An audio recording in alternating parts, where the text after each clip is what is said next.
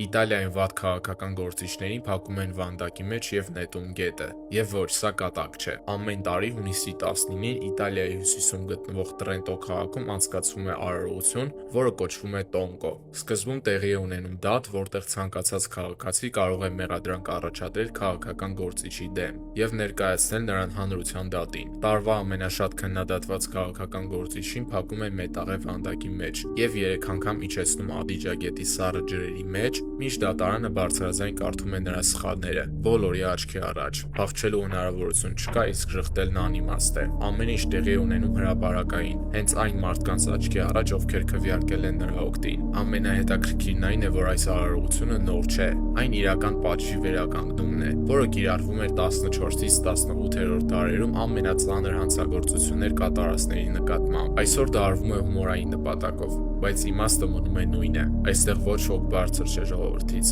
Իսկ քանի լողորդ կունենայինք մենք։ Ավելին իմանալու համար սեղմիր բաժանորդագրվել։